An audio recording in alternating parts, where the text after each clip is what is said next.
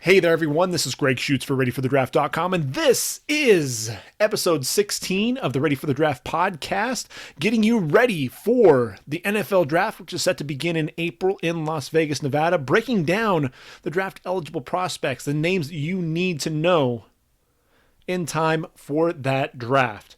This is the postseason edition, kicking things off with episode 16. Look, the regular season is in the books. Conference championships took care of those as well. We're moving on to bowl season, but not so fast. We're going to go ahead and break down those conference championships. We're going to take a look at those. Who were the guys that stood out when we're talking about draft eligible prospects? And then what we'll do after that, we're going to take a look at some of the postseason awards.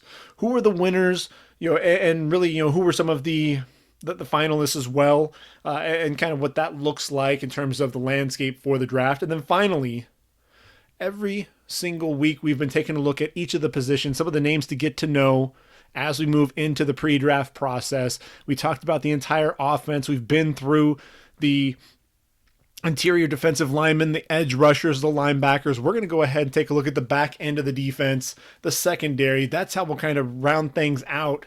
And then stay tuned for the next podcast, the next Ready for the Draft podcast. We're going to go ahead and break down every single bowl game. Take a look at all the matchups that you're going to want to watch out for, especially for those guys that will be eligible for the 2020 draft. So without further ado, we got a lot to cover in just a short period of time. So let's go ahead and jump right into things. That first conference championship that kicked things off on Friday, December 6th was Oregon, Utah, Levi Stadium, Pac-12 championship. Oregon coming away with the victory, 37-15. And obviously the big name was Justin Herbert. He was just 14 of 26, 193 yards and a touchdown. He's one of those guys, when you watch him play, he leaves you scratching your head at times because there are a lot of really good plays, a lot of you see the arm talent, you see his athleticism, you see the decision-making, the anticipation, and then there's some questionable throws. We'll get into that in just a sec. On the Utah side of the football, I'll tell you what, Zach Moss, if this guy can just stay healthy, I think he's got a real chance to be a playmaker at the next level. I have him as my number 6 running back, and it's only because he just, he every single year he seems to get hurt. But 19 carries, 113 yards, 4 receptions, 57 yards, and a touchdown there for Utah. Utah just couldn't get things going, and really it was the ground game. We talk about some of the guys up front there for Oregon. When your head coach is a former offensive lineman, Mario Cristobal played for the U and was an offensive lineman there, you better be good up front. And I'll tell you what, Oregon really did that. Penei Sewell at left tackle, Shane Lemieux at left guard, Jake Hansen at center, Dallas Warmack and Brady Aiello at right guard, kind of tag team in that position, and then Calvin Throckmorton at right tackle. Those guys really had a day, and they were opening holes for CJ Verdell, the sophomore, 18 carries, 208 yards, 3 touchdowns on the day. That offensive line really just opening up those holes. And I'll tell you what, look, let's get back to Justin Herbert for a minute. 31 touchdowns, just 5 interceptions coming into the game. Just did a really good job. Guys coming open, especially on the slants, putting the ball on the money, not letting it sail, not getting it behind him, but putting the ball on his man, allowing him to get down the field and make some plays. You saw him roll out. You saw the arm strength, the athleticism, his ability to get his hips around, shoulders square to the target and deliver a strike. Dropped a fade in right over the shoulder of Jalen Redd, but the ball was ultimately dropped. Kind of disappointing there on that, but just dropped it right in over the shoulder, and it was just a pretty ball. He's one of those guys, people have kind of attacked him for, is he a leader? Is he not? At the end of the day, what I can say is when you watch him play, you never feel like Oregon is out of it. Even when they played Arizona State, they struggled for a time. When you're watching Oregon, you always felt like Oregon had a chance to come back at ASU. And had they won that game, they would have been in conversation for the college football playoff. They would have been, serious contenders there versus OU. Justin Herbert, a big part of that. He was the winner of the Campbell Trophy, which is the academic Heisman. I didn't realize that you can get over a 4.0 in college, but he ended up with a 4.01, just a 6'6", 237 pounds. I have him right now rated as my number 3 quarterback behind Joe Burrow and Tua Tagovailoa. He's not getting out of the first half of the first round, in my opinion. I look at him as a guy who's a little bit more polished as a passer than Josh Allen. So it'll be interesting to see, especially with the fact that he has Joe Burrow and Tua in this draft, and teams up there at the top. Not everyone is in need of a quarterback, so he may slide a little bit. You may see him fall possibly to a team like the Chargers, and I think he'd be going into a situation there that might benefit him more than being a top 10 pick. Now, Zach Moss, obviously the lower body, that's really what you see. He's so tough to bring down, and then the lateral cuts in the hole just to avoid guys, not only in the hole but behind the line of scrimmage as well. That lateral movement is really, that's part of his explosiveness, is that behind the line and in the hole. Has some speed when he gets out to the edge, but he's more of a guy who's going to get north and south whenever possible. He did actually get around on the edge and had some speed to get to the outside for a 33-yard game. So I think he has some underrated play speed there as well. Showed off some decent hands. Also able to pick up Kayvon Thibodeau in pass protection. I'll tell you what, Kayvon Thibodeau, if you don't know that name, top prospect coming into the season. And he's only a freshman All-American. And he's going to be a name that we're going to be talking about here in the next couple of years. But, Zach Moss showed off, some of those skills, rushing, receiving, and in the pass blocking.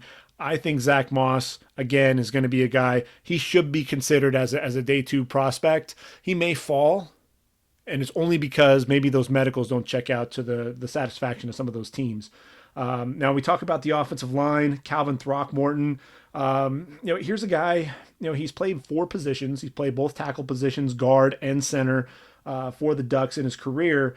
And you watch him, and he's so powerful.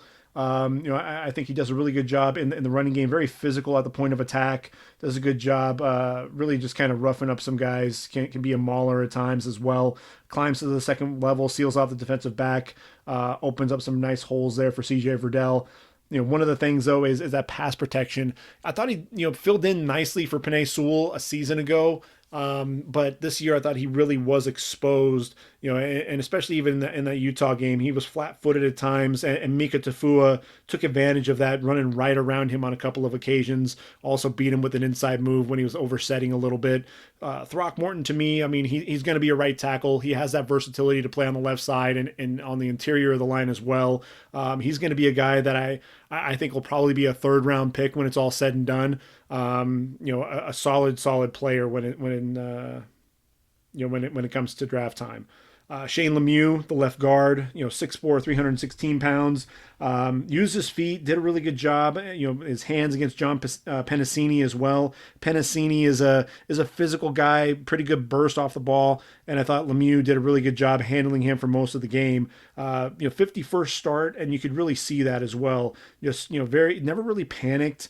Even when he was beaten, he did a really good job getting his hands underneath Penasini's pad level, sliding with him quite a bit as well. Penasini kept trying to get his arm over to try to rip through that, and really kept fighting with his hands. And I thought Lemieux did a really good job, occupying him to open up a hole. And Jake Hansen was another guy. Here's another veteran lineman, 6'5", 295-pound center, and Hansen climbing to the second level. To really wall off Dallas Lloyd, which sprung Verdell on a 70-yard touchdown to really put the game on ice, 30-15.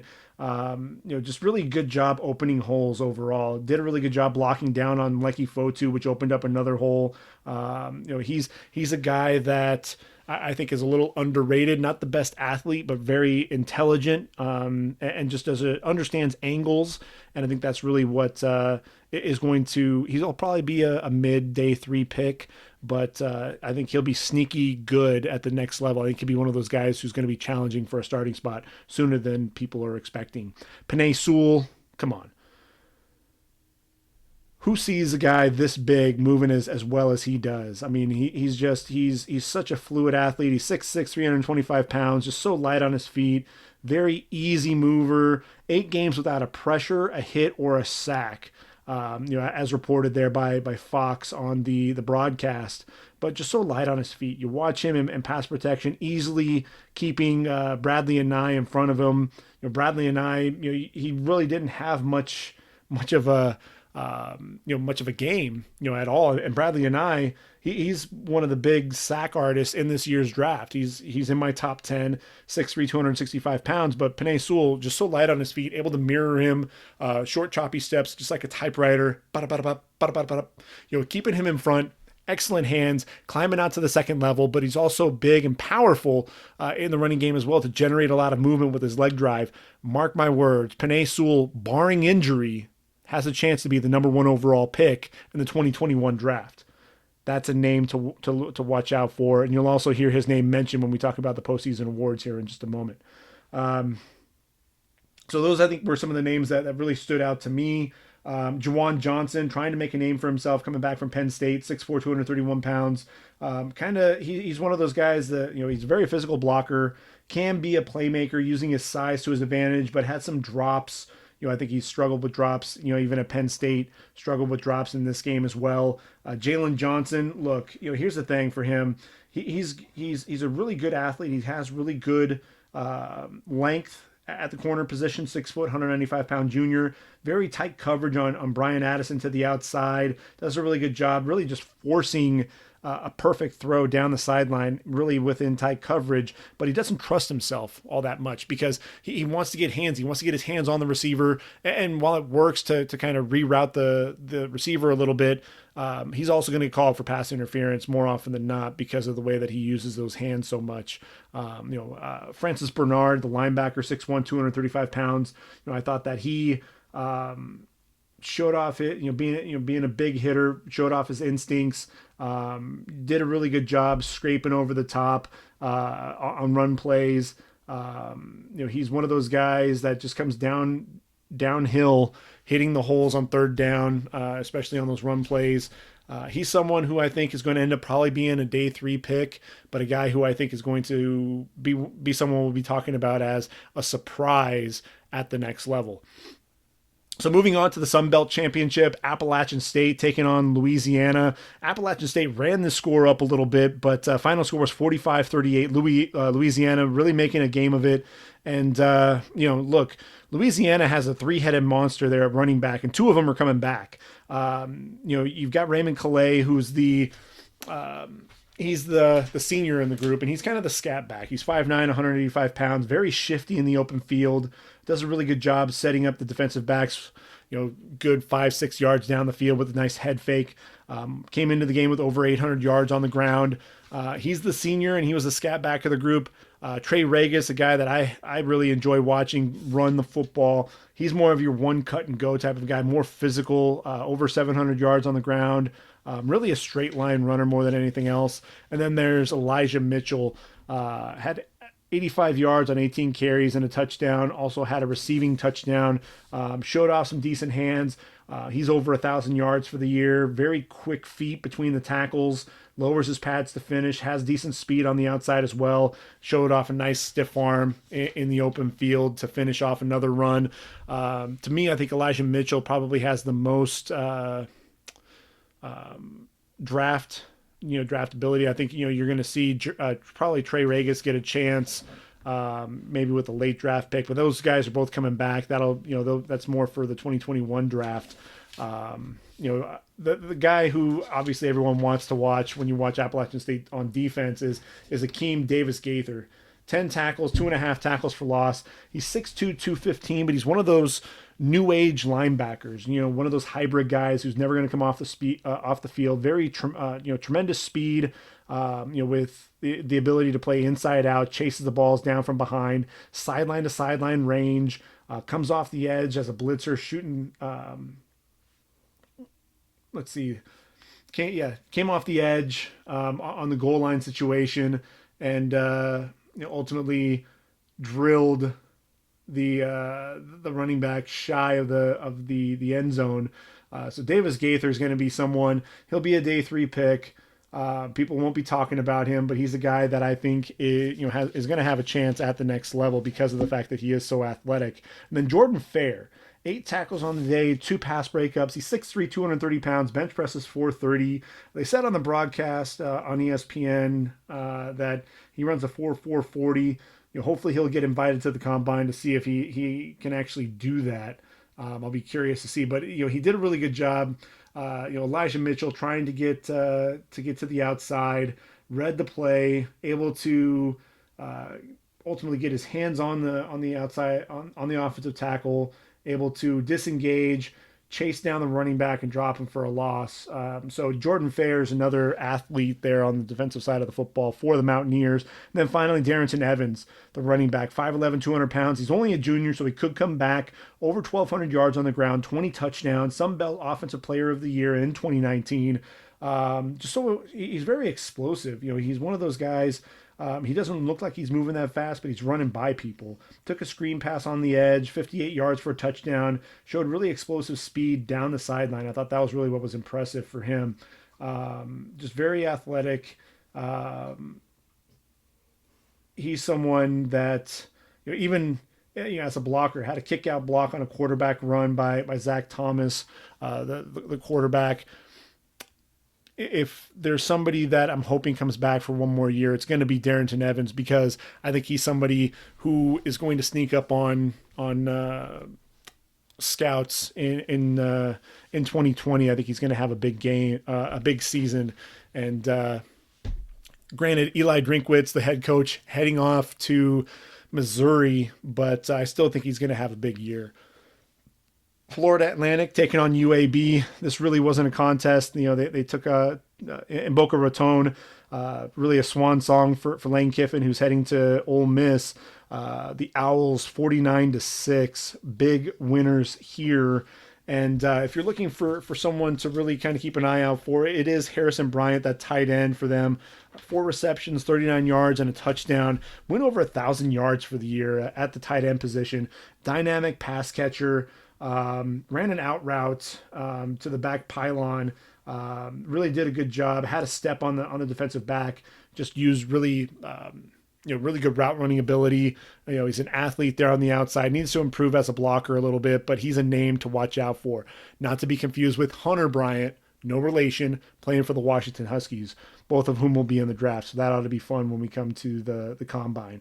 That's really the biggest name to be on the watch for. Spencer Brown, over 3,000 yards for UAB in his career, most in their history. He's only a junior, had 68 yards, but did have a fumble in that game. 6 foot, 230 pounds, battled injuries in 2019. He's coming back for one more year. He has to, but be interesting to see what he can do with the Blazers in 2020. But, for that game, the Owls, for me, Harrison Bryant. See, I did it there. Harrison Bryant, that's going to be the guy to watch when FAU plays in their bowl game. So we take a look at, American Athletic Conference, Memphis and Cincinnati. So the number 17th ranked Tigers playing at home in the Liberty Bowl against the 20th ranked Bearcats. And Memphis ended up pulling this game out 29-24. And it's one of those things, Mike Norvell, ultimately moving on to Florida State. The team played well in spite of the fact that there were all those rumors going on with what he was going to be doing. But so many explosive athletes there for the Tigers. DeMonte Coxey, the big receiver, 9 receptions, 165 yards. And look, Coxey, to me, because of the depth of this wide receiver draft class, he should come back for one more year. That's really what I'm expecting him to do. But he's very much a weapon over the middle, a guy who does a good job getting behind the defensive backs, down the sideline, can set guys up in the open field as well. When we're talking about draft eligible prospects, you got to talk about Antonio Gibson, 6'2", 221 pounds. He's built like a running back, plays running back at times in the backfield. And he's one of those guys, he gets to the second level in such a hurry, has a tremendous burst, physical runner. And so even when he's a receiver down the field, he's running with a running back's mentality, and a guy who also, in a game, he had a return for a touchdown, a rush for a touchdown, and a receiving touchdown. all in the same game. He reminds me a lot of Laviska Shenault because he can do a little bit of everything. And he's the name that people aren't really talking about. This is a deep wide receiver class. And yes, he's a second-year JUCO player. But mark my words, the best is yet to come with Antonio Gibson. In this game, let's see, 3 receptions, 32 yards, and a touchdown.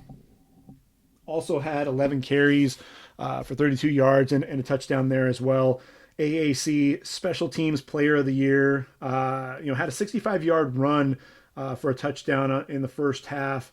Ran through contact, really got into the open field, sidestepped a tackler, then accelerated away from all the defenders for a score. Just really a quick burst, hitting the hole as a running back, following his blockers, and getting up the field. He's going to lower his pad level whenever possible. He's just a very interesting player to watch.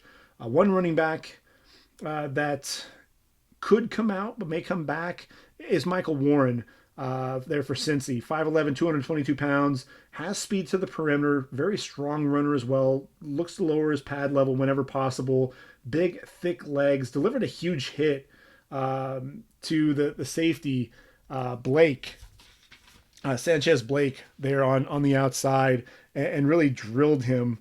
And he was slow to get up after the play, was Blake. Mike Warren, look, he's a guy that is going to be a goal line nightmare. He's so physical, has that forward lean, always seemed to be, falling forward on plays. He's only a junior, though. I think he may come back for one more year with Luke Fickell, but, keep an eye out for him. Josiah DeGuara, the tight end, 6'3", 240 pounds. He's the next Cincinnati tight end, following in the footsteps of the guy, of the likes of, the Sellecks and Travis Kelce. But really he was more known for his blocking in this game. Came across the formation, got a cut block on the linebacker, really sprung Desmond Ridder for a big gain. Had just 2 receptions for 22 yards, but he's one of those guys. He's a little undersized, may play a little bit of that H-back position, but he can also play in the slot. So he's not necessarily that traditional tight end, kind of a jack of all trades, and somebody who I think will be a day 3 pick for someone, and I think they're going to be happy about that. Let's see. If we move on from that game, I think the next game to talk about will be the Mountain West Championship. That was Boise State and Hawaii. 31-10, the Broncos taking out Hawaii in this game. And obviously Curtis Weaver is the name that everyone goes to, and rightfully so. Three tackles in the game, 1.5 for loss, and he's just, to me, he reminds me a lot of Derek Barnett, as I mentioned in a couple of episodes ago. Very, he's physical with his hands. I think some people talk about him, struggling to get off blocks at times, but this is someone who has that explosive burst. Uses a variety of pass rush moves to get into the backfield. Very disruptive, not only against the pass but also versus the run. Ezra Cleveland is only a junior, the left tackle, 6'6", 310 pounds. He's such an easy mover, very, knee bender, gets low at times. He does have to watch his pad level because sometimes he'll get a little bit too high. And the thing with Ezra is he's more of a finesse type tackle. There isn't very much power to him. He's very much a finesse guy, needs to get stronger, which is why I'd love to see him come back for one more season, really work on things in the weight room, but very active hands, short, choppy steps in pass protection, doesn't really get overextended, able to mirror guys easily. And he's somebody who I think if he gets a little bit stronger, puts on, some more weight, because he's 6'6", 310. I think he can add another 10 to 15 pounds and still not lose any of that athleticism. If he can do that, I think Ezra Cleveland is in for a big year. Kikoa Nawahine, the safety, 6'2", 207. The safety, really known mostly for coming downhill and playing in the box. But there was a really nice play. Starts to cover kind of a corner route to the left. Then he makes a speed turn back to the middle to pick up a receiver running a post, undercut that route, leaping interception in the end zone. Very athletic play, showed off some pretty good instincts as well. That speed turn, didn't really waste any movement, had to gain ground, undercut that route, made the play. Otherwise, I believe it was Sharsh, Jason Matthews Sharsh would have scored a touchdown in that contest. One of my favorite, the two favorite guys for me are Cedric Byrd and JoJo Ward. They're both 5'9", 175 pounds, slot receivers, but they're a lot of fun to watch. JoJo Ward, over 900 yards receiving in 2019 and 11 touchdowns. Not the names that people are talking about, and they're kind of guys that are forgotten when you talk about this draft class. But when teams are looking for slot receivers, you're looking for guys like who's the next Cole Beasley, who's going to be the next Danny Amendola, who are some of these guys that are going to be undrafted free agents and end up making a roster because of the fact that they are so, that they're quicker than fast at times, but they're able to get open. JoJo Ward, Cedric Byrd, those are two names to be on the lookout for as well.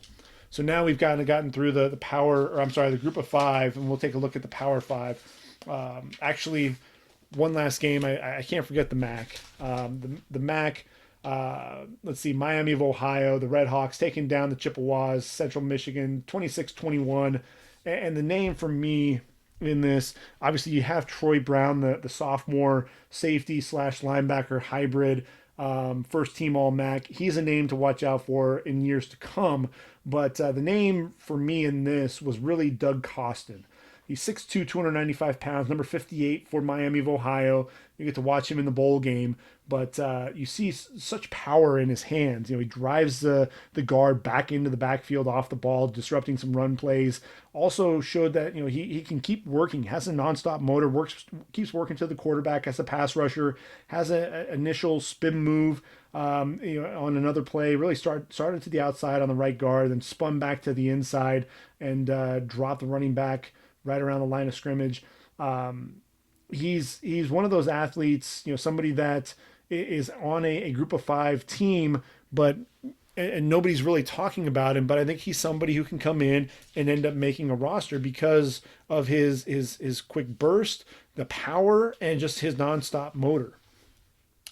So now that we've gotten through the group of five, we're going to go ahead and take a look at the Power Five teams and really what that looked like. And, let's see, what's the first game that I have here? Wisconsin and Ohio State. So Ohio State started off, they were down to Wisconsin 21-7, fought back for a 34-21 win. J.K. Dobbins, special running back, 33 carries, 172 yards and a touchdown. He's really the name, obviously, to watch out for. He was competing with Jonathan Taylor, who had 20 carries, 148 yards and a score, had a couple of receptions out of the backfield as well. Those are two names. The two of them, along with DeAndre Swift, are going to be the three running backs battling to be the number one running back taken, in my opinion. I think Jonathan Taylor, he's got the physicality, that with which he runs. Big Ten running back of the year, but a guy, he's rushed for more yards than anybody else. I mean, over 6,000 yards, in his first 3 seasons, over 6,000 yards. Just a tremendous athlete, such power between the tackles, so patient as a runner, puts his foot in the ground, gets north and south, very decisive, able to set guys up with his elusiveness in the open field. And he's showing off that he does have some hands coming out of the backfield as well. But the speed, a 10-400 meter guy, that speed is really kind of what jumps off the tape when you watch him play. J.K. Dobbins, on the other hand, 5'10", 217 pounds. You watch him and, he has some of the slashing style. I didn't really realize that he was more of a slasher, but he was cutting up the field without losing speed. Excellent vision to see the cutback lanes. Has a spin move that he'll use from time to time, especially when he gets into traffic. Good leg drive to carry the pile for an extra 3 to 4 yards. Excellent vision. That was one of the things, that I thought was, so impressive watching J.K. Dobbins, another guy with very soft hands out of the backfield. He was overpowered by the linebacker Chris Orr on a coverage sack. Ultimately, Justin Fields had nowhere to go, and Orr got around and really ran through J.K. Dobbins and ultimately picked up the sack. But those are two guys I think throughout the pre-draft process we're really going to be keeping an eye out for. Zach Bond, I really miss talking about him to a large degree in the last podcast, but Zach Bond, 6'3", 235 pounds, shows a good burst off the ball. The hand slap to really get the left tackle's hands away from him. Very smooth, dipping that inside shoulder, ripping through, flattening out to the quarterback, pressuring the quarterback and flushing him from the pocket. Gets downhill, took on,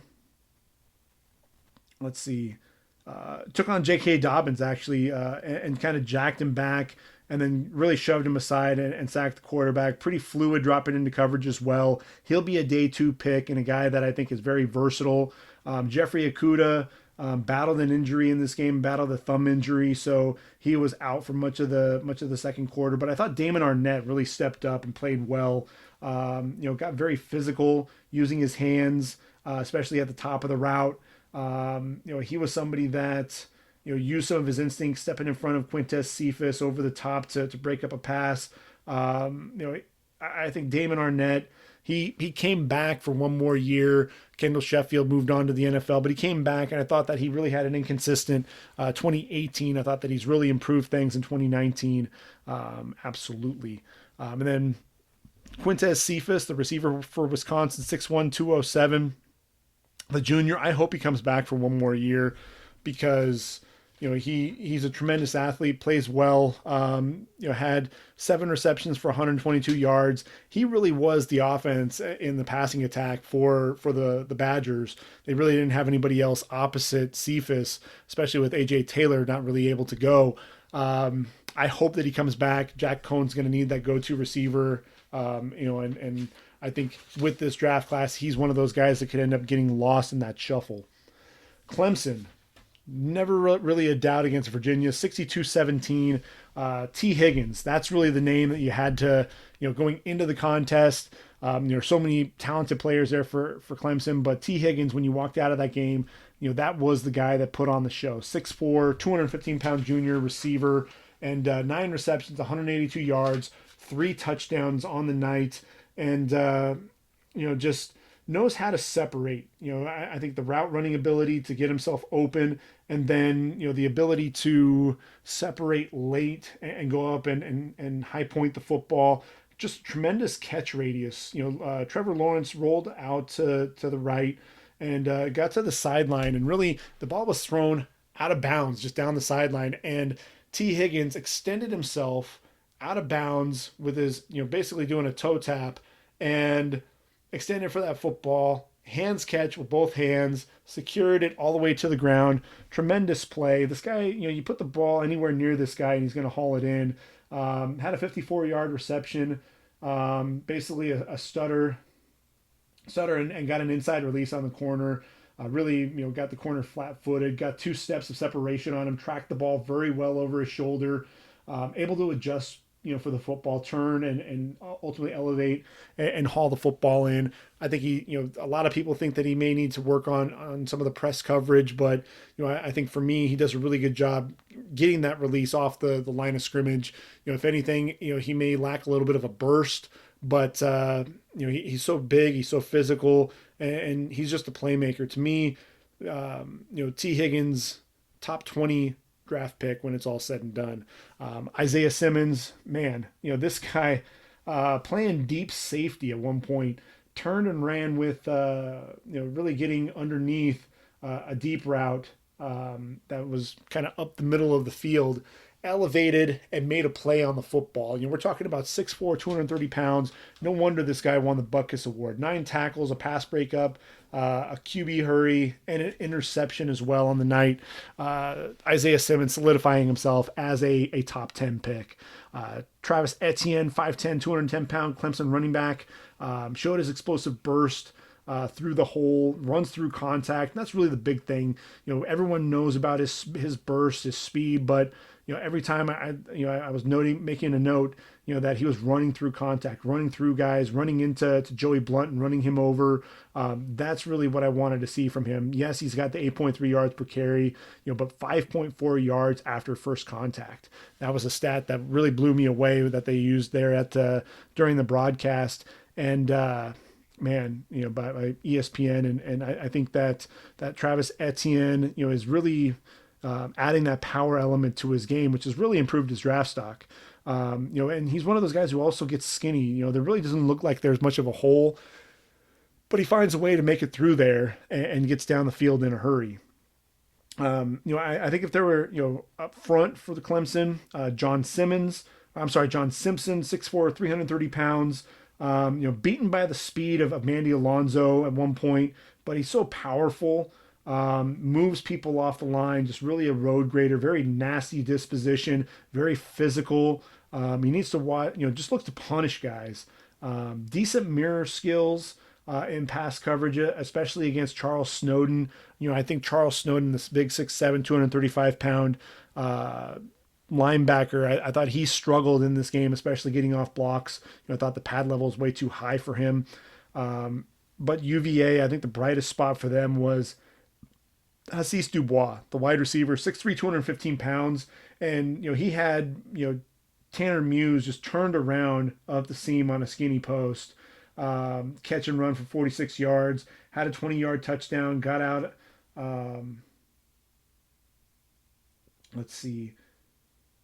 Showed some separation, stutter, and then got inside release, catch over the middle, ran for a 20-yard touchdown. 8 targets in the first quarter. Really, Bryce Perkins, go-to target, attacks the ball in the air, 50-50 balls. 50th game at UVA, and finished the game with 10 receptions for 130 yards and a touchdown. A name nobody's really talking about. Another guy who could get lost in the shuffle, but a guy who I think really has a legitimate shot at the next level. So we just have a couple of more games to talk about. Obviously, when you talk about that LSU game, 37-10 against Georgia, Joe Burrow, 28 for 38, 349 yards, 4 touchdowns. And, you had Justin Jefferson, 7 receptions, 154 yards and a touchdown on the game. And then Clyde Edwards-Helaire, the running back, 15 carries, 57 yards, also 7 receptions for 64 yards. Those were the guys that were really making some big plays. Joe Burrow just so efficient. It's one of those things to where the poise in the pocket, he doesn't really panic. He goes through the progressions. First he looks right, then he looks left, picks up Clyde Edwards-Helaire coming across the middle of the field. The left side of the field started opening up in that man coverage, everybody turning their back, dumps it down to Clyde Edwards-Helaire, who takes off for a big gain. The way that he moves in the pocket, just sliding up in the pocket, manipulates it very well, also rolling out, sidestepping the rush whenever he can. And then once he makes great decisions with when he wants to run. He keeps an eye on, all right, where is the secondary? What's everybody doing? Is there a spy? And if that middle of the field or if the sideline is going to open up, that's when he pulls it and runs it. And it's so smart with the way that he runs it. And basically I'm going to continue to pull the ball down. I'm going to continue to run until you force me to stop. And basically 11 carries for 46 yards. Also had a reception. Pass was batted back to him, and Georgia really didn't really notice that too much, and ultimately took off down the sideline for a nice gain. Clyde Edwards-Helaire showing that speed to the edge. The biggest thing for him, yes, he's sudden as a runner, but it's that pass catching ability, his ability to run the routes, puts his foot in the ground and gets, sinks his hips and really drives out of that route. The lateral cuts in the hole to avoid defenders. I think that's another thing that's impressive when you watch him play. Stiff arm on the outside on J.R. Reed after the catch and able to get down the field. Edwards-Helaire, a lot of fun to watch, underrated running back in my opinion. And then Justin Jefferson showing speed after the catch for a nice yards after the catch. Shook Eric Stokes in the open field, just really plant and cut back to the inside. Quarterback rolling out to the sideline. Ultimately, coming across, gets deep, and I thought that was one of the things that was, that Justin Jefferson does really well is that, if there is a play that breaks down, he's going to look for space. He's going to find those voids in the defense, and he's going to make a big play because of that. if the route calls for him to run flat across the field, but ultimately he sees his quarterback needs help and he sees that there is an opening behind the defenders, he's going to take that route and he's going to adjust it, and he's going to end up making a big play out of it. So he's one of those guys. I think, when you put that at the next level, you're going to have to be able to do that. You're going to have to find those voids whenever possible. Justin Jefferson is one of those guys who really understands and gets it when you're talking about the route running ability. Jake Fromm, 20 of 42, 225 yards, a touchdown, 2 interceptions on the night. And he, 41st straight start, but just one of those guys who, he struggled to get going, struggled with putting the ball on his man. Ultimately, as he got going, he was able to start putting the ball, hitting his receivers in stride. There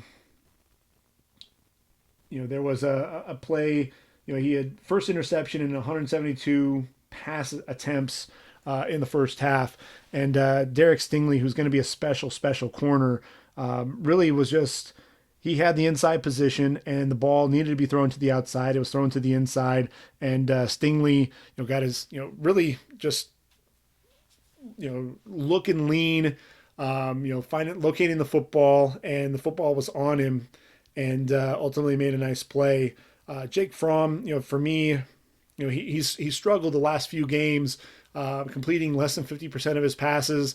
He's somebody that I think he does a lot of things right, pre-snap, but the lack of athleticism, I think it's definitely hurt. The lack of arm strength has definitely hurt, and he's been making some bad decisions. And yes, he has some young receivers and guys have been making drops, but his draft stock has suffered as a result, and he may slip out of round number 1 because of it.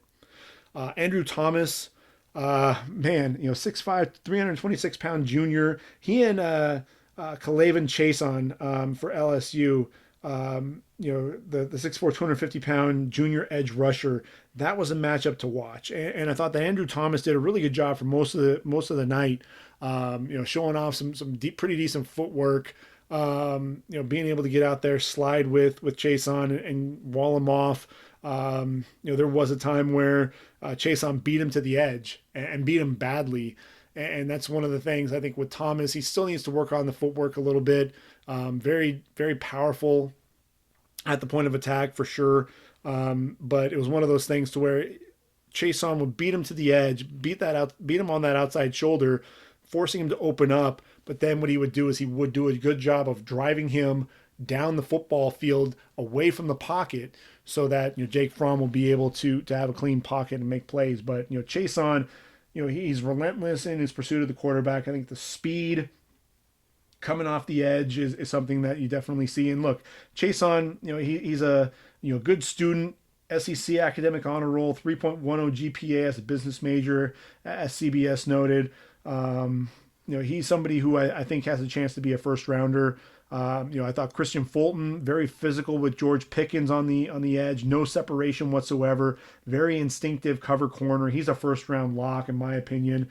Grant Delpit taking good angles to the football. You saw him in the box coming off the edge, flattening out and getting to the running back.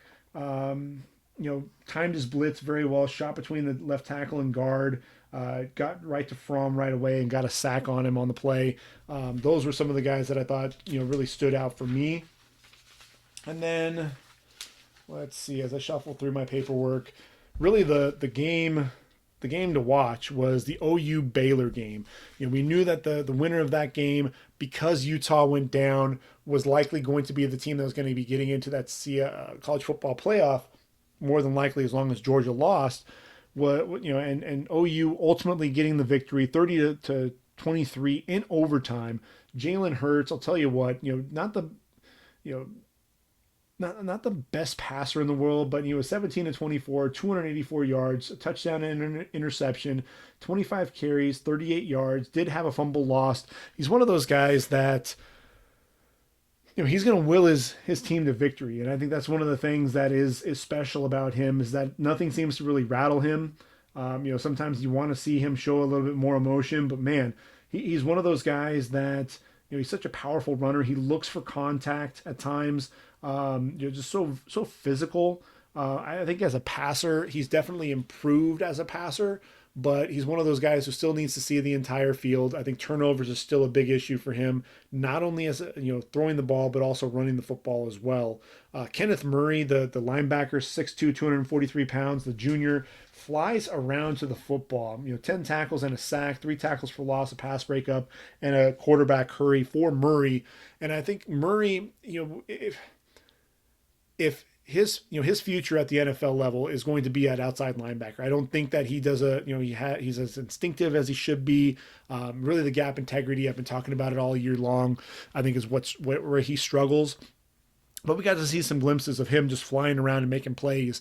When Caleb Kelly came in and played inside backer, you allow him to play on the outside, and that's really where I think he's going to make his money at the next level in the NFL. Tremendous athlete. I think he could be a first rounder, but play him outside. I thought, the big matchup of the day was Creed Humphrey taking on Bravion Roy inside. Creed Humphrey, 6'5", 315-pound, redshirt sophomore, the center, does a really good job sustaining blocks, opening up some big holes, takes really good angles as well. The co-Big 12 Offensive Lineman of the Year with Colton McKivitz of West Virginia. Very nasty, looks to finish his blocks whenever possible, climbs to the second level, walling off linebackers, opening holes for the running backs. Keeps his feet moving to continue to clear out the tackle. But Bravion Roy, let's talk about him. 6'1", 333 pounds. He and James Lynch, his running mate, are my two favorite players to watch. In the Big 12, I think. No offense to Jalen Hurts, CeeDee Lamb, or Neville Gallimore. I think what makes them so much fun to watch is Bravion Roy at 6'1", 333 pounds, playing the nose, so quick off the ball. Really a quick spin move, splitting the double team.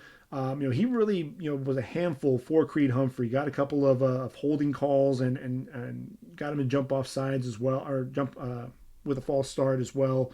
Was splitting the center and right guard blocks, coming off the ball with a very quick first step, quickness, able to also drive guys into the backfield as well, blowing up run plays.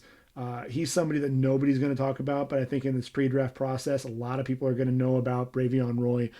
Has the power to bench press guys and get off blocks, but really it's that first step's quickness.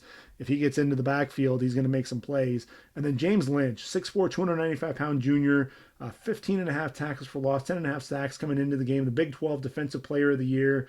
And, this was somebody who, he shows very powerful hands, but for a guy that's as big as he is, he shows some pretty good flexibility in his hips, able to bend coming off the edge. And you really saw that, bending, beating the right tackle, Adrian Ely, getting under his pad level. And really, I was surprised there wasn't as much stiffness. He was able to really bend around that corner and was very smooth with that movement.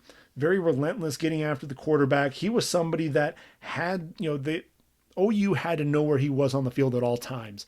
And that's one of the things that I say, that's the mark of a guy that I think, should be drafted high, is teams have to know where he is on the field at all times. Saw frequent double teams because of it.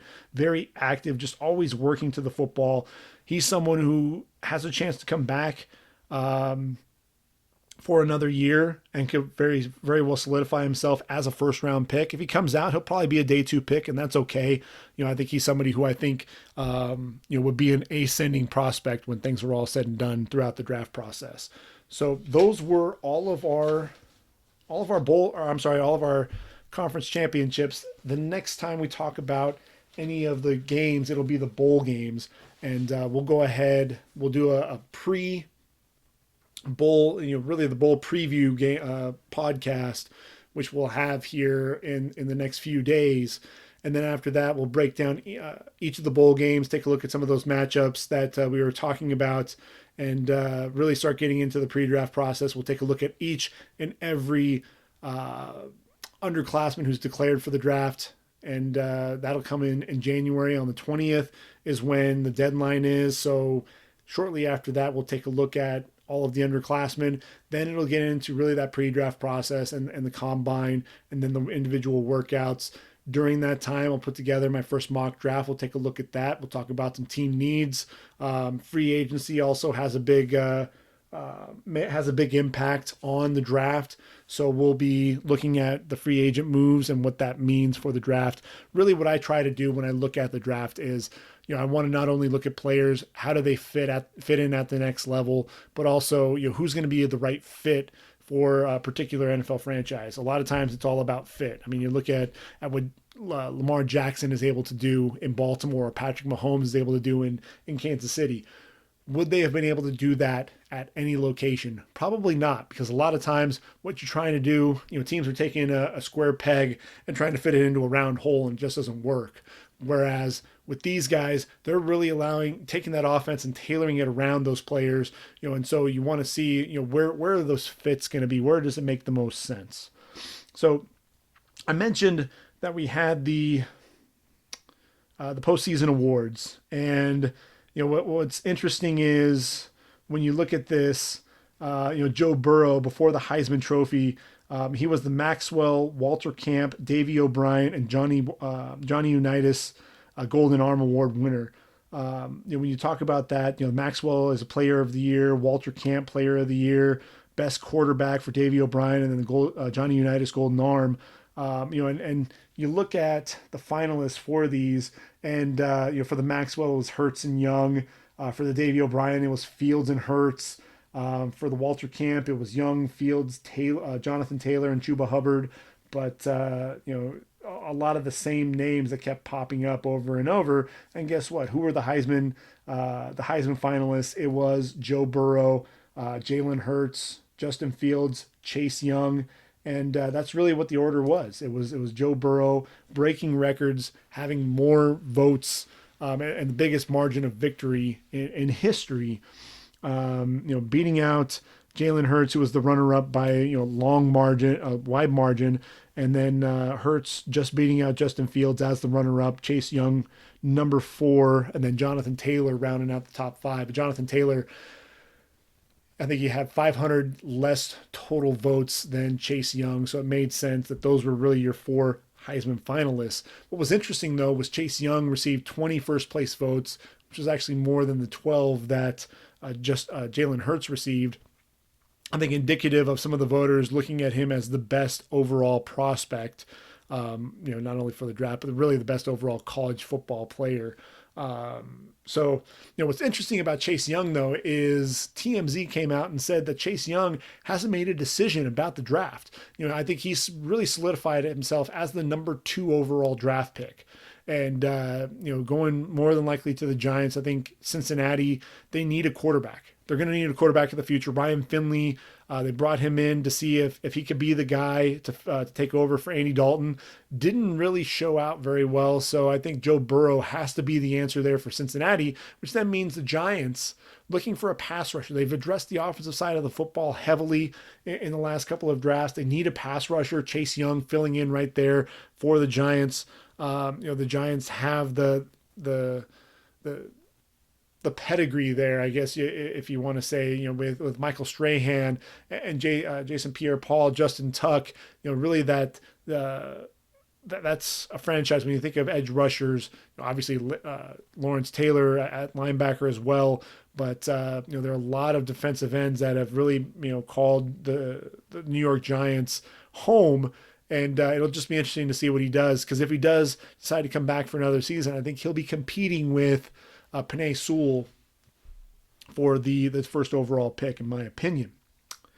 But Joe Burrow finished the year 78% completion percentage, over 4,700 yards, 48 touchdowns, just 6 interceptions. I mean, there was really, this was about as no-brainer of a Heisman Trophy as you'll find.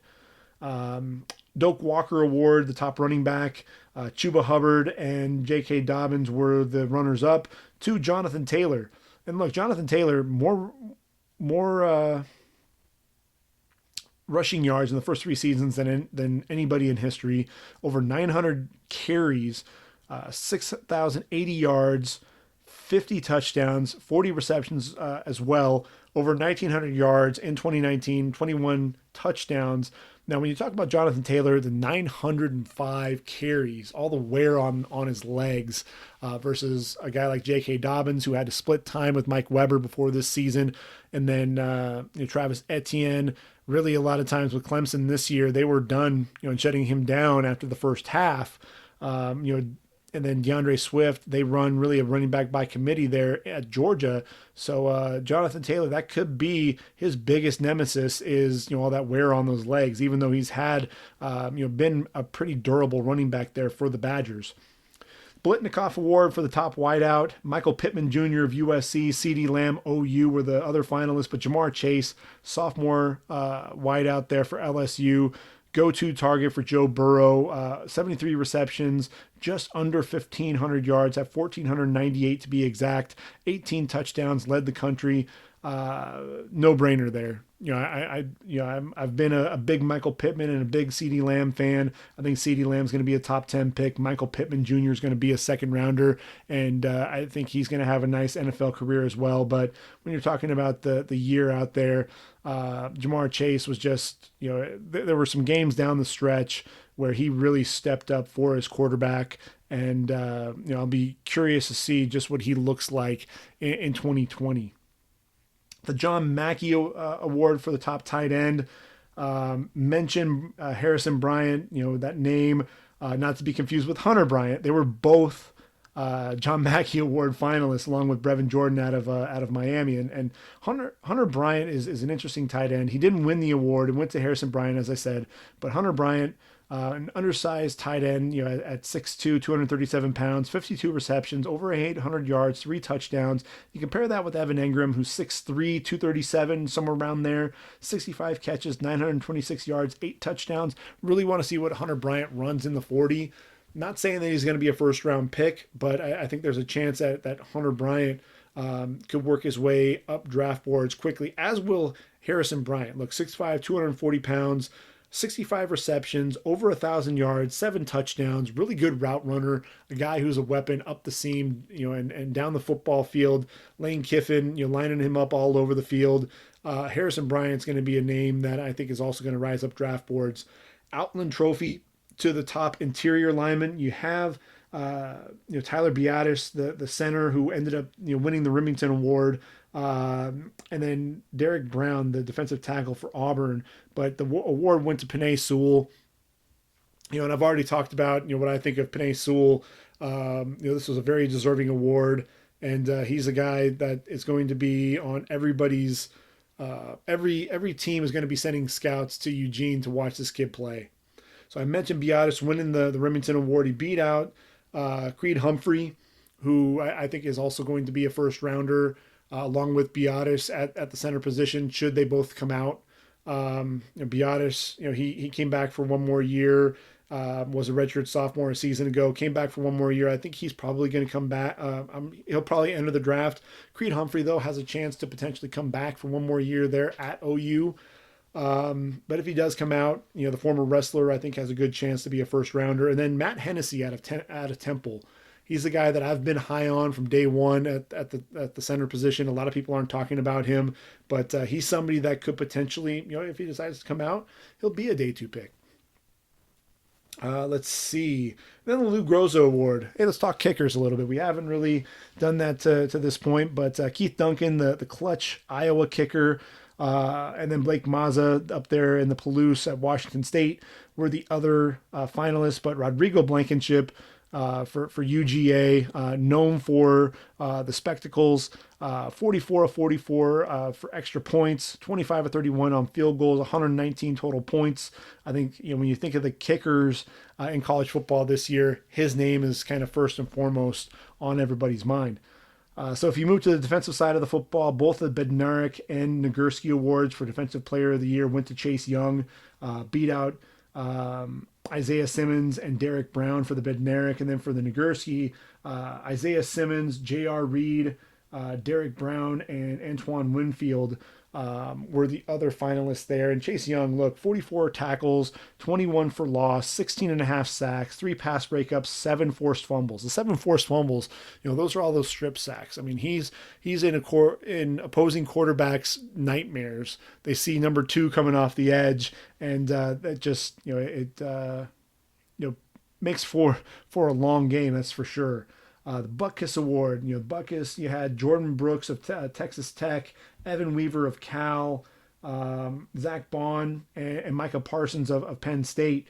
But the award going to Isaiah Simmons. Look, 6'4", 230 pounds, the converted safety, playing linebacker. Really, this guy was a rush end. He was playing in the box. He played deep safety. He was covering guys in the slot. He basically can do it all. 93 tackles, 14 and a half for loss, 7 sacks, 2 interceptions, 6 pass breakups, 2 forced fumbles and a fumble recovery. Guy was all over the field. He's absolutely a top 10 pick, in my opinion. Now, look, the Burlsworth Award for the top former walk-on, the likes of Baker Mayfield have won this award in the past. And the finalists there were Rodrigo and Ashtyn Davis, the safety there for Cal. But the award goes to Kenny Willekes. I mean, all he did was have 219 tackles, 47 and a half for loss, 22 sacks, 7 pass breakups, 4 fumble recoveries, 2 forced fumbles in his career there at Sparty, Michigan State. Kenny Willekes, a guy who I think is going to be probably an early day 3 pick, but a high motor guy and very deserving of the award. Ray Guy Award for the top punter went to Max Duffy out of Kentucky. 48.6 yards per punt on 47 punts. Beat out Dane Roy of Houston and Sterling Hoffrichter of Syracuse. And then finally, the Jim Thorpe Award. Jeffrey Okudah, J.R. Reed as finalists, but the award goes to Grant Delpit, number 7 out of LSU.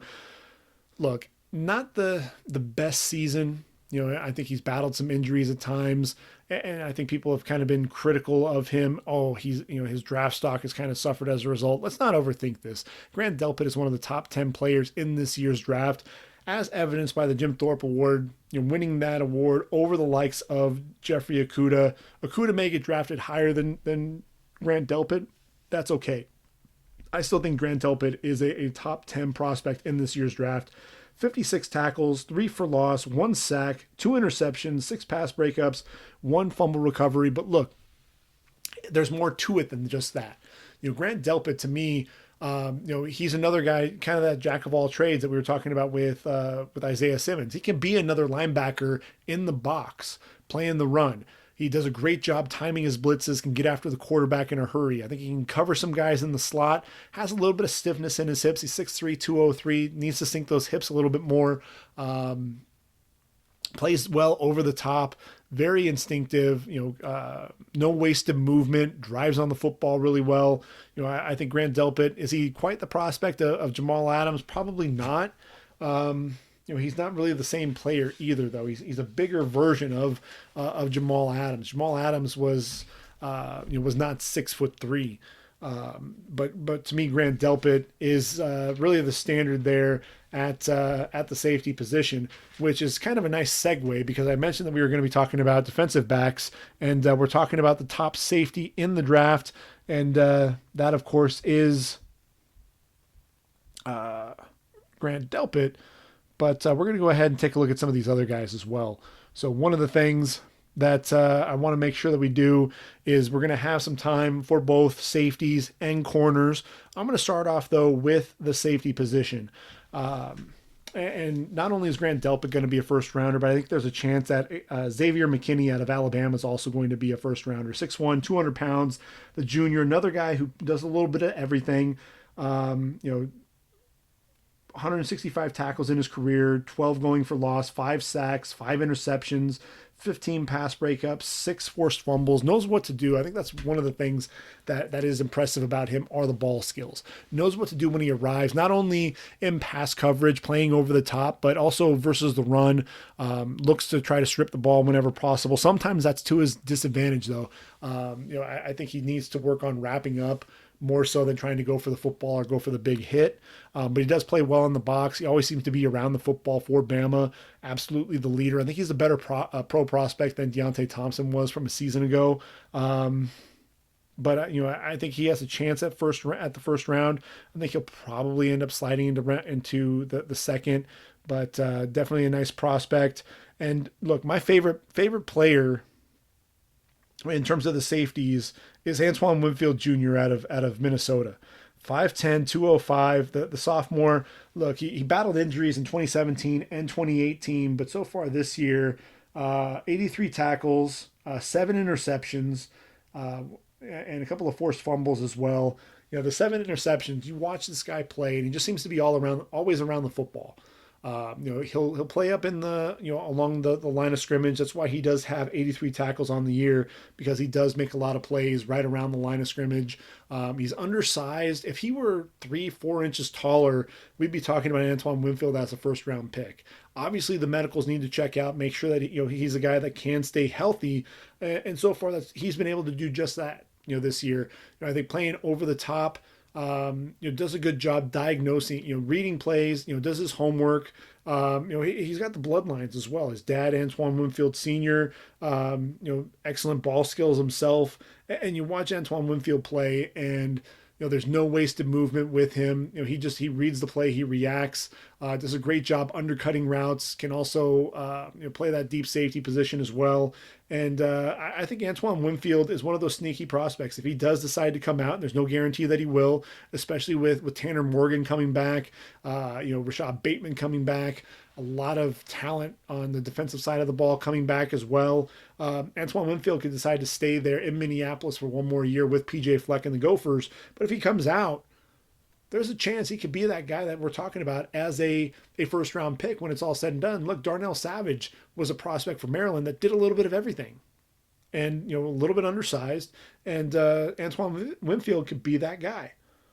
Now we're talking about a 5'10 safety. Now we're going to transition to a 6'4 safety. 6'4", 215-pound Hamsah Nasilrideen, the junior, just a fluid athlete. Look, I mean, what he's doing this year, and really in his career, he's just been a fluid athlete, flies around to the football, over 100 tackles. Look, he's had 192 tackles in his last 2 seasons there for Florida State. Only a junior. He could come back for one more season, but look, he's kind of that hybrid linebacker safety position type. I'd love to see him come back for one more season. He's had has 3 interceptions to his credit, along with 8 pass breakups, but I really want to see what he can do. In coverage, really see, if he can be a guy like Isaiah Simmons, and I think with Mike Norvell coming to Tallahassee, I'd love to see him stay for one more year. I failed to mention that in 2019 had 3 forced fumbles as well, so he knows what to do when he arrives at the football. Excellent length that he uses to his advantage. Ashtyn Davis, mentioned him as a finalist for the Burlsworth Award, 6'1", 200-pound senior safety for Cal. The track athlete there for the Golden Bears, and he's a guy who just always seems to be in the right place at the right time. He has 12 pass breakups, 7 interceptions to his credit, and a guy who again has the speed, and that speed allows him to have tremendous range. He plays well over the top. If you're talking about prospects, when you compare him to Jalen Hawkins, who's the other safety there at Cal. Hawkins has 9 interceptions to his credit, but I think from an athleticism standpoint, Ashtyn Davis is the guy that's going to cover a ton of ground, and is because of his speed, I think he'll end up being the higher drafted prospect. Richard Lecounte out of Georgia, only a junior, 5'11", 190 pounds. This is someone who is definitely that over the top safety. Does a really good job reading plays, has 4 forced fumbles to his credit, 6 pass breakups, 3 interceptions. He'll come down and play in the box, has 4.5 tackles for loss this year. And I think it's one of those things. He does a good job diagnosing plays, gets downhill in a hurry, not a whole lot of wasted movement. He's someone who's going to put his foot in the ground, get downhill, and does a good job wrapping up the ball carrier. Brandon Jones out of Texas, 6 foot, 205 pounds.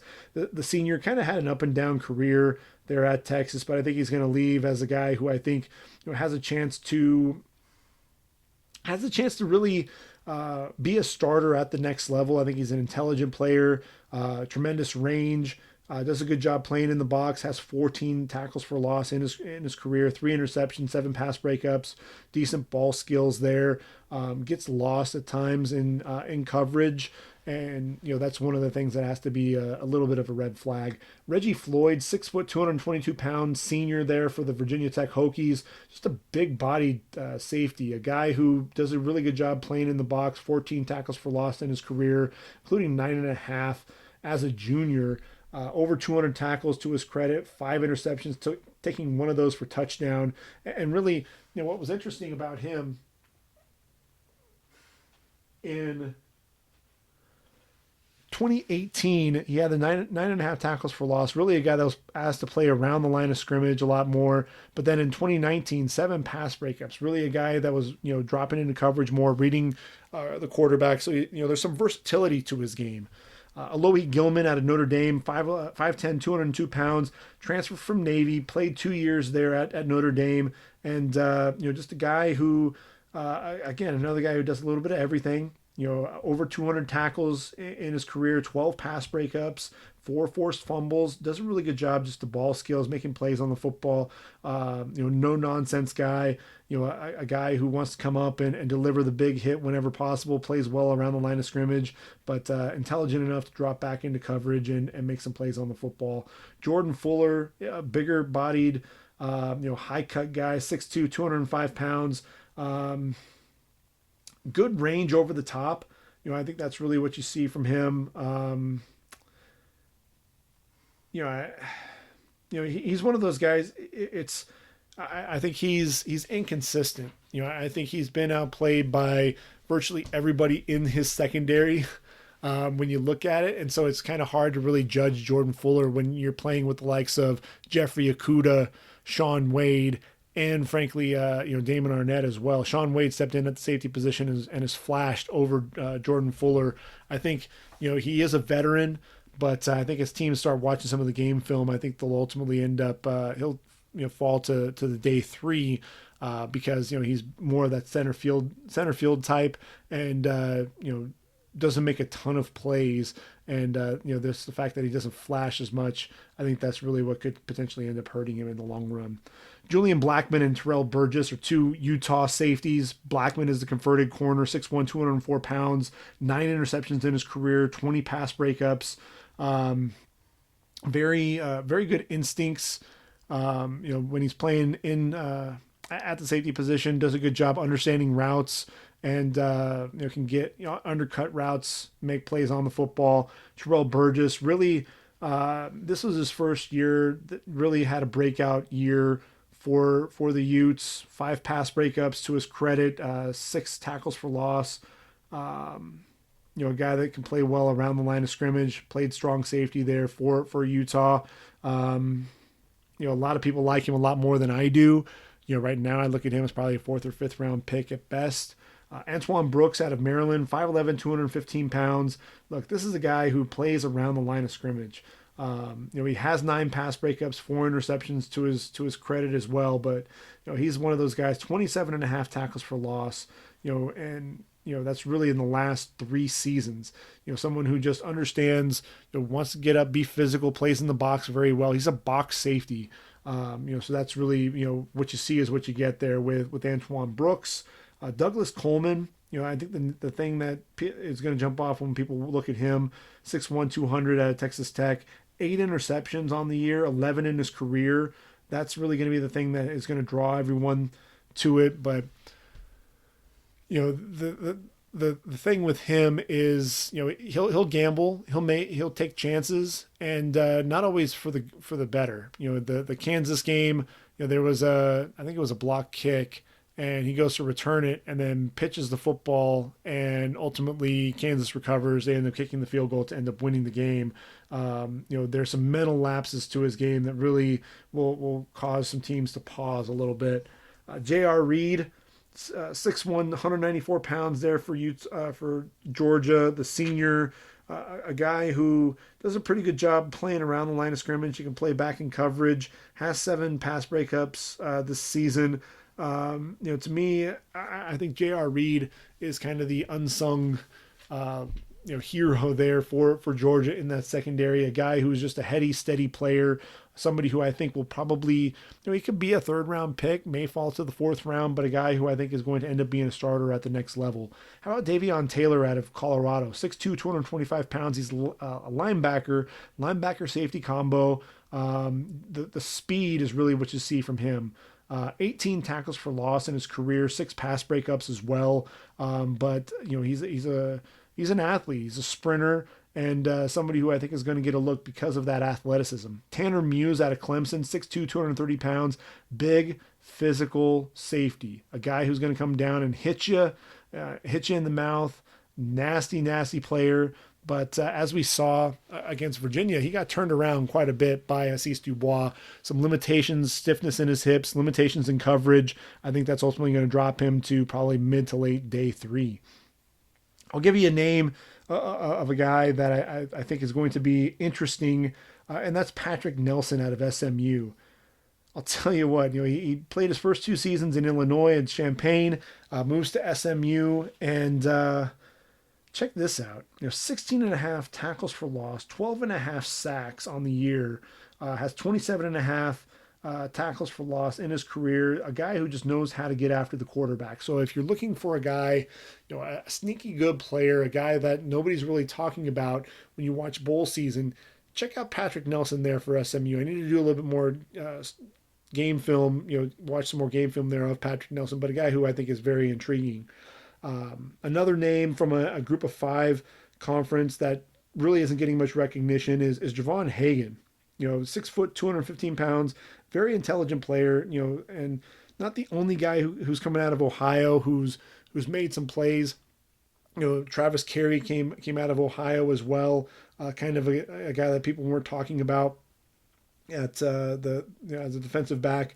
But Hagan, 313 tackles, 9 going for loss, 6 interceptions, 28 pass breakups, 7 forced fumbles in his career as well. A guy who has tremendous ball skills, a guy who just, he's always around the football. And that's one of the things that I think for me really is intriguing. Desmond Franklin from App State, 8 interceptions, 17 pass breakups.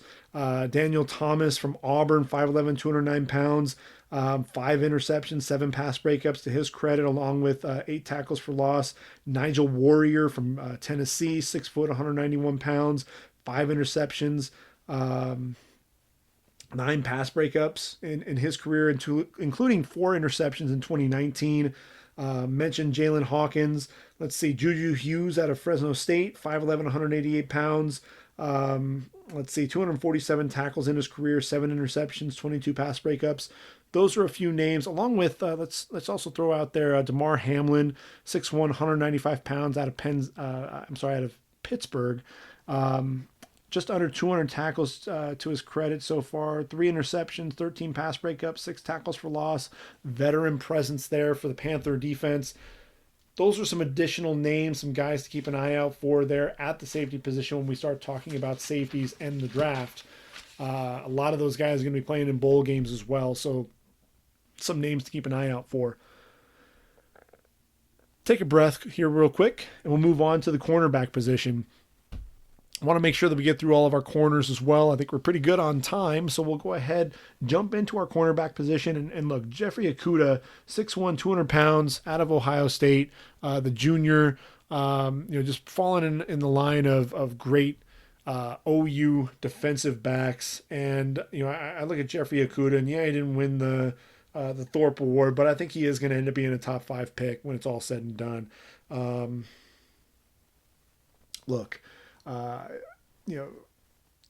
Didn't have a tackle for loss. An interception in his career. Ultimately, with 16 pass breakups, had 9 coming into the season, and then in just 2 weeks ends up with 3 interceptions. I think with Jeffrey Okudah, he's just such a smooth athlete. He's so patient off the line.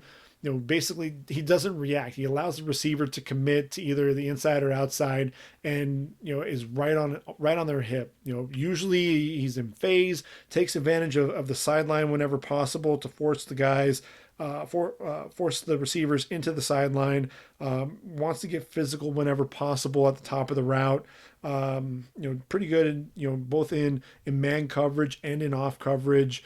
Just a guy who does a little bit of everything. And I mean, if you compare him to Denzel Ward, for example, Denzel Ward didn't have any interceptions until his final year at Ohio State, had 24 pass breakups to his credit as well.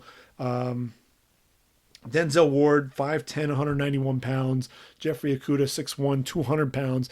I think people weren't expecting Denzel Ward to be a top 5 pick because of the lack of height.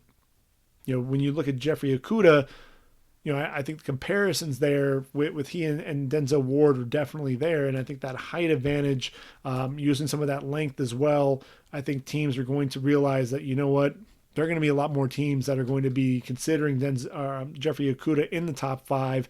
And you may see teams trying to move up to get him. CJ Henderson out of Florida, 6'1", 202 pounds. The junior, if they can't get Jeffrey Okudah, he'd be a nice consolation prize because he's one of those guys who's just a man-to-man. He sticks to you like glue on the outside. He's really can put him out on an island and let him just do his thing. Didn't really see too many balls thrown his way in 2019. 11 pass breakups to his credit though, and I think the biggest thing, he had 4 interceptions as a freshman, 2 interceptions as a sophomore, and by his junior season, SEC teams really realized let's just not throw in his direction at all. Very fluid, has loose hips to just turn and run with the receiver, and just really takes for opposing offenses. He really takes away one side of the field, and he's gonna. If his man decides he's going to go ahead and run an in-breaking route, he's right there on the hips, drives quickly, undercuts the routes. I think that's the thing that's so impressive about CJ Henderson is he puts his body in a position to make a play on just about every route, understands the route concepts, and knows where he needs to be to make a play on the ball. Biggest thing, downside for CJ Henderson is the tackling. He's not the most willing tackler, just kind of whiffs, throws his body, at guys and not very physical, kind of shies away from contact, if you will. But, I remember a guy by the name of Deion Sanders who didn't really like to come up and hit people all that much. And he's a Hall of Famer now because of his play out there on an island. And I think CJ Henderson's going to be, I'm not comparing him to Deion Sanders. There's only going to be one prime time, but I'm just talking about the physicality. You didn't necessarily see that out of Deion, but you did see him lock down one side of the field, and that's something that you're definitely going to be expecting to see here with CJ Henderson. After that, you've got Paulson Adebo. This was a guy that I was pounding the table for. 6'1", 190 pounds out of Stanford, redshirt sophomore, and after his freshman season, 17 pass breakups, 4 interceptions. Man, this kid was tremendous. Former 4-star wide receiver,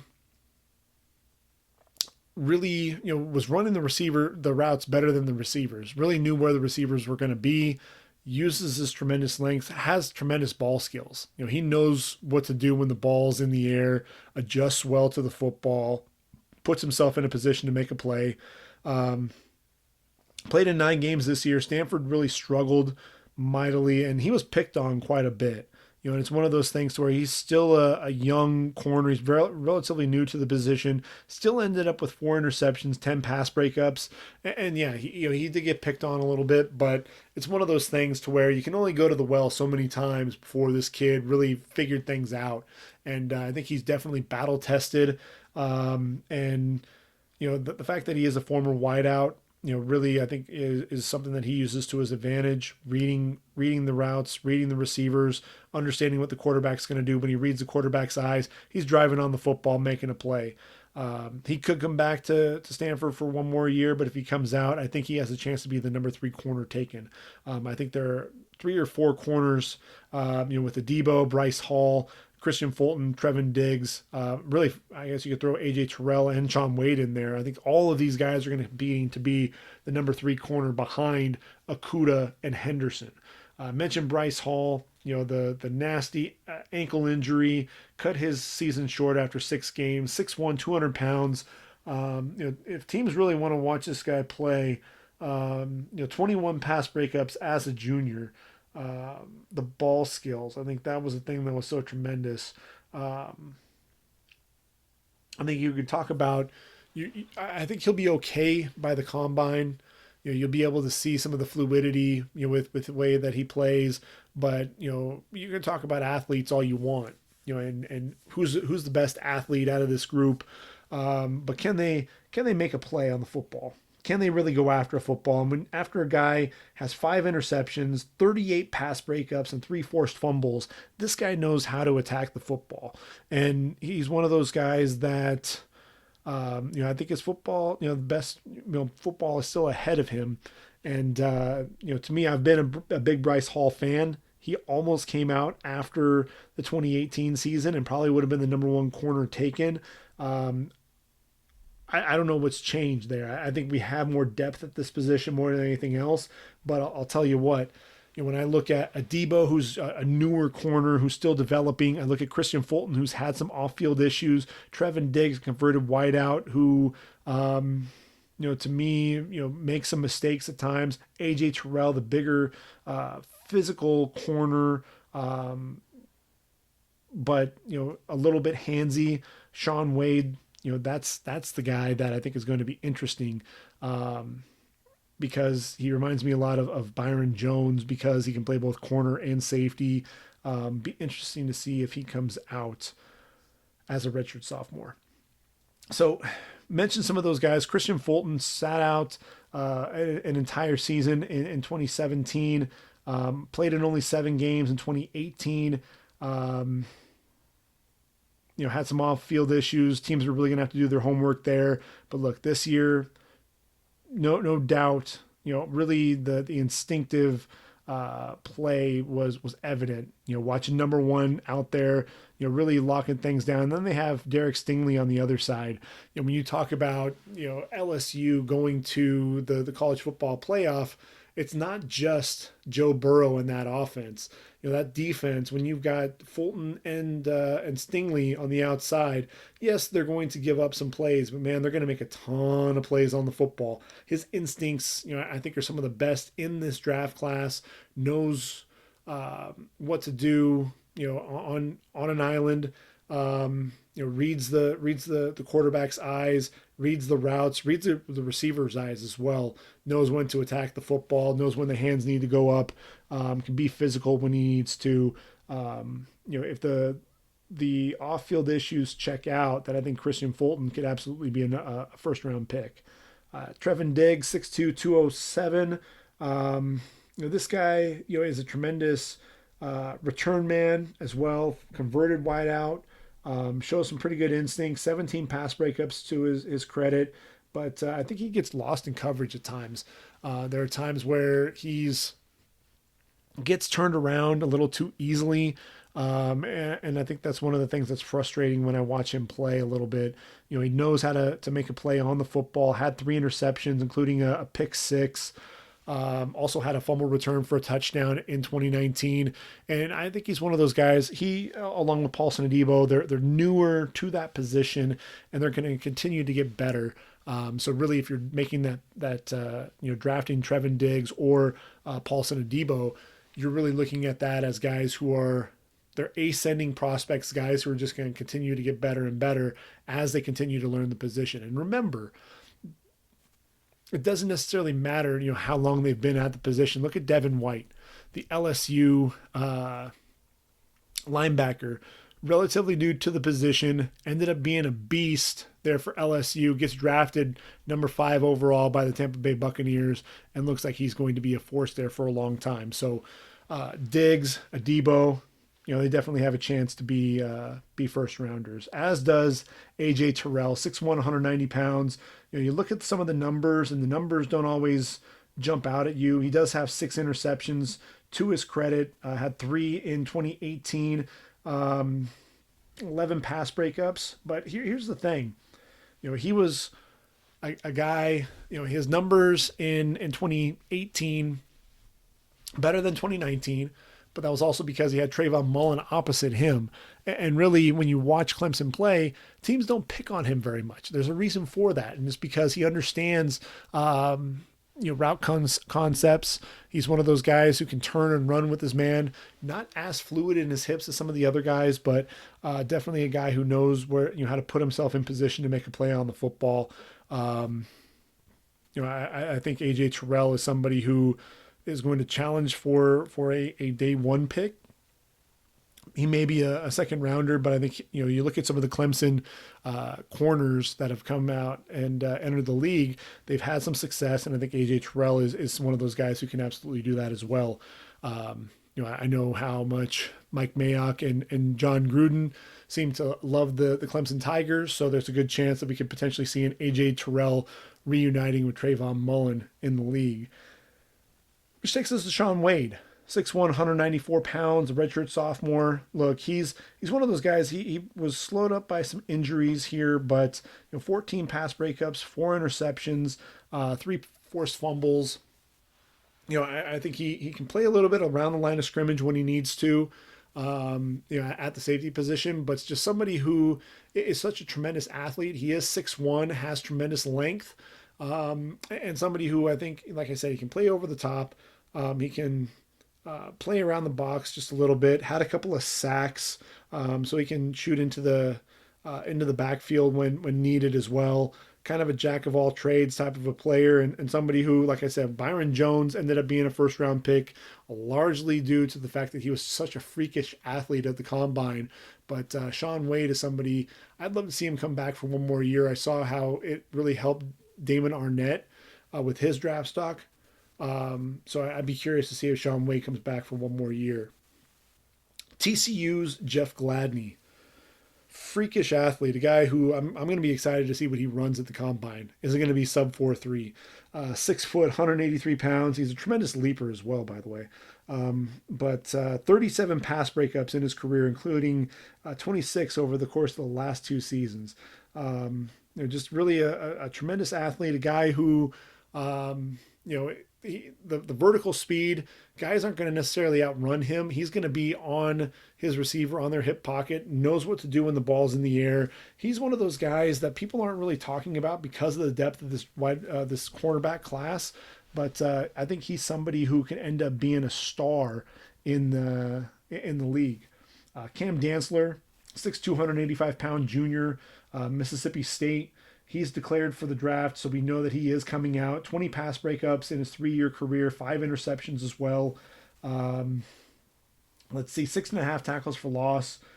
I thought what was really telling here, I think he's a little, when you look at him, he's 6'2", tremendous length, but only 185 pounds, so he's a lot more slight, and I think he could get overpowered by some of the bigger receivers.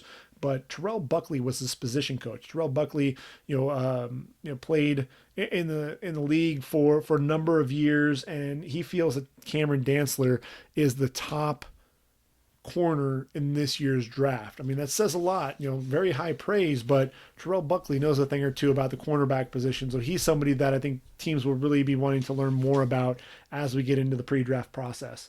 I'm going to give you a name of a group of 5 guy who I think may come out and enter the draft.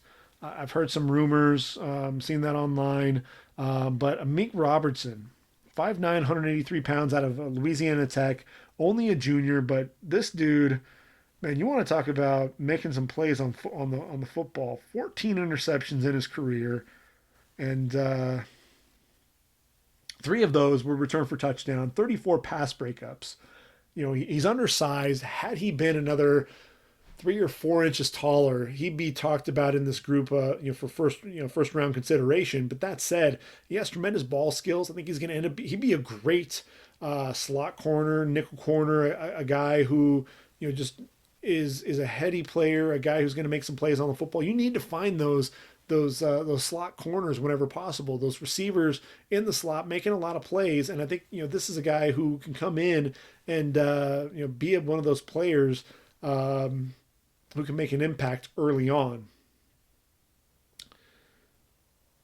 Troy Pride out of Notre Dame. He's 5'11", 194 pounds. If you look at his numbers, his numbers aren't going to blow you away. So the numbers don't always tell the story. 4 interceptions and I think 17 pass breakups in his career. Just only 5 this year, but he doesn't really have the ball thrown his way very often. There's a reason why. He's very athletic. He has tremendous speed, very good closing speed as well. So when he's playing in off coverage, he drives on the football in a hurry, but he's often in phase right there with his receiver and puts himself in the position to make a play on the football. And quarterbacks usually generally don't want to waste their time trying to throw his direction. So he's one of those guys. I think teams are going to have to study his tape a little bit more and realize that he's somebody that should be talked about in this upper echelon of corners. Isang Bassi out of Wake Forest. He's 5'10", 190 pounds, a guy who I think will probably play in the slot. But 11 and a half tackles for loss, over 200 tackles to his credit, 5 interceptions, 43 pass breakups. A guy who just flies around to the football, makes a lot of plays. He does get burned at times. I think he gets his eyes into the backfield. He wants to come up and make plays against the run or in the backfield, and will get burned at times because of those double moves. But just a guy who knows how to make plays on the football. Rashad Robinson out of James Madison, 5'11", 186 pounds. Look, one of my favorite corners in last year's draft class was Jimmy Moreland, who made a name for himself early on there with the Washington Redskins. Rashad Robinson's another one of those prospects. He went down in 2018 to the knee injury, but he's come back and looks to be very much like himself, his old self. I haven't really gotten to watch James Madison much, but just looking at the stats, he had 7 interceptions and 16 pass breakups in 2017 as a junior. As a redshirt senior in 2019, another 3 interceptions, 10 pass breakups. I want to really get some game film and some game time to watch Rashad Robinson and see if the burst, the closing speed, his ability to drive on the football, has he lost a step or is it still there? That's really what I'm curious to see. But I hope that he ends up getting a combine invite because I really like to see what he does in comparison to some of these other corners. Luke Barku out of San Diego State. Here's a name for you. 6'1", 175 pounds. If you haven't watched the Aztecs play, this is a guy who's really come out and made a name for himself. 8 interceptions, 16 pass breakups. It's kind of like DeMonte Casey.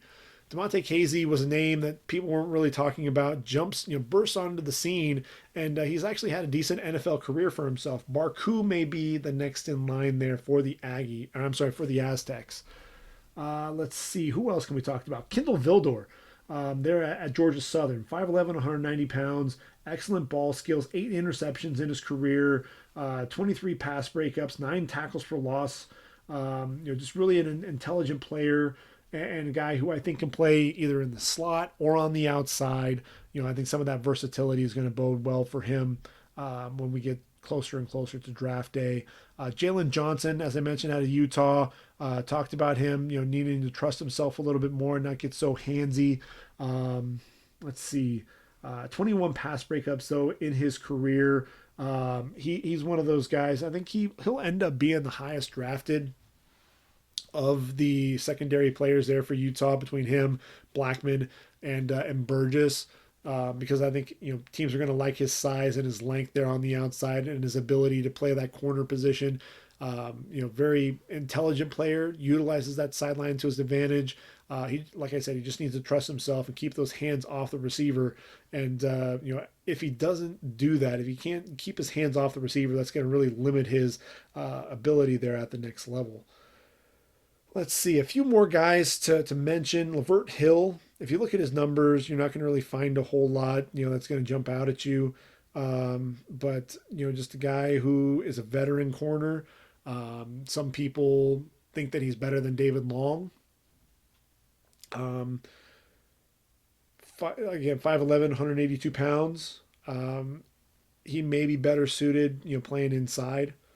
Let's see, Dane Jackson out of Pitt. I mentioned that Pittsburgh has a couple of guys. It's Damar Hamlin. Now Dane Jackson, 6 foot, 190 pounds. This is another guy who is a veteran player there for Pat Narduzzi, and 39 pass breakups in his career, 4 forced fumbles.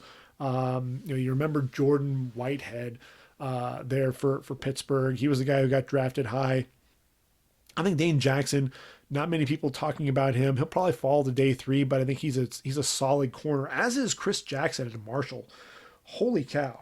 A guy who really in the last 2 seasons, 24 pass breakups, has 7 interceptions to his credit, 45 total pass breakups in his career, 2 fumble recoveries that he returned for touchdown as well, 9.5 tackles for loss, a couple of sacks, just under 200 tackles for his career as well.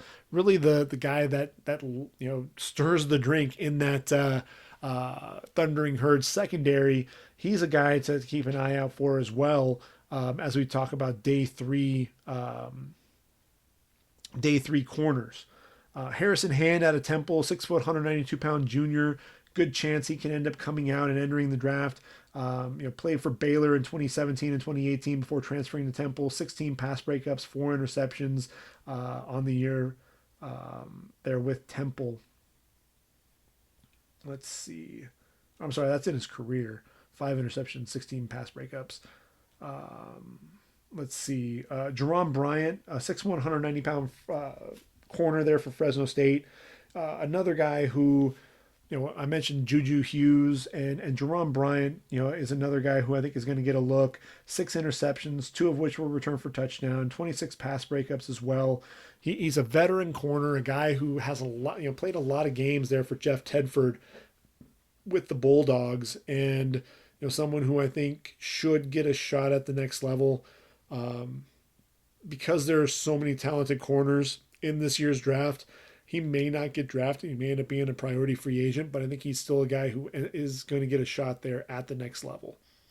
So those are our cornerbacks. Oh, I'd be remiss if I didn't mention Terrell TJ Carter there for Memphis as well. 5'11", 195 pounds. He's only a junior, coming off a year where he had 12 pass breakups, a couple of interceptions, one of which was returned for touchdown, 7 pass breakups on the year, 30 total in his career. Only played in 11 games, battled some injuries this season. So I think TJ Carter more than likely is going to come back for one more year. But with Mike Norvell leaving, there is a chance that he could come out and enter the draft. But again, another name that could potentially get lost in the shuffle of all of these talented corners. So we've made it through all of the positions, both on the offensive side and the defensive side of the football. We've talked about every single week of the regular season. We've talked about each of the conference championships, which leads us to our next episode, which will be all about bowl season. We're going to take a look at every single bowl, from the Bahamas Bowl all the way through to the college football playoff and the college football championship for that matter. And we're going to talk about matchups. We want to take a look at some of the players, obviously, that you want to be looking out for that are draft eligible. And when I say draft eligible, we don't know that everybody's going to be declaring for the draft yet or not, but we want to make sure that we are talking about the redshirt sophomores and the juniors who could come out after the bowl season, after the season's over. So we're going to take a look at those guys, but we also want to talk about some of the matchups, some of the when you look at some of these teams and how they're going head to head, what is that going to look like? You're going to want to see, J.K. Dobbins versus Isaiah Simmons, or you take Jalen Hurts, and you're not only is he competing against Joe Burrow, but you want to see Jalen Hurts against that LSU secondary and Derek Stingley and Kristian Fulton and Grant Delpit. Those are some of the matchups that you're going to want to see. And really, defensively for Clemson. Offensively for Clemson, you're going to have all that explosive firepower, but you're going to be going up against an Ohio State defense that's led by Chase Young. Is that veteran offensive line, the line there for Clemson, and everybody's been talking about how good they are, and they could very well win the Joe Moore Award as the top offensive line. But if they are as good as everybody is saying that they are, can they hold up against that Ohio State defense? That's going to be a big question, a big if. Can they do that for 4 quarters? That's going to be a huge question mark. So those are just some of the matchups that we are going to talk about. We're going to get through every single bowl game. We're going to talk about at least one player from every single school in every single bowl game that is a draft eligible prospect for the draft. Really kind of see what their draft draft status might be in terms of where I think they may go. Are they a first rounder, a day 2 pick, somewhere in on day 3, 4th, 5th, 6th, 7th round? Are they a priority free agent? Where are these guys going to fall? So that's really what I intend to do with this bowl preview. And then what we'll do is we'll end up taking a look at each of those bowl games after bowl season is wrapped up.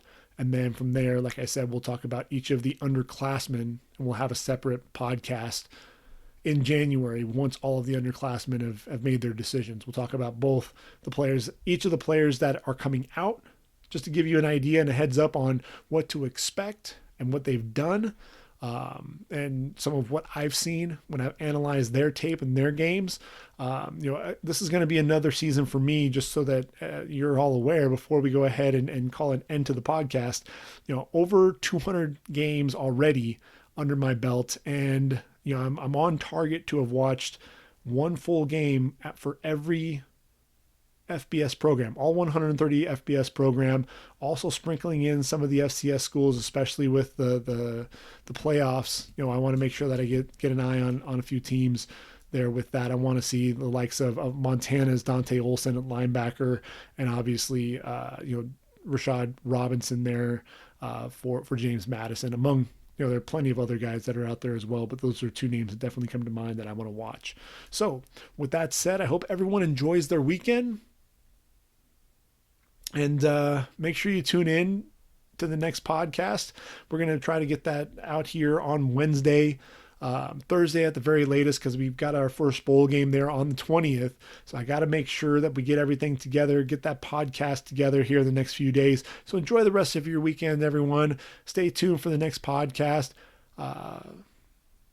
We'll go ahead and sign off. So for readyforthedraft.com, this has been the Ready for the Draft podcast. I have been your host, Gregg Schutze. Take care, everyone. Thank you for listening, and I am out of here.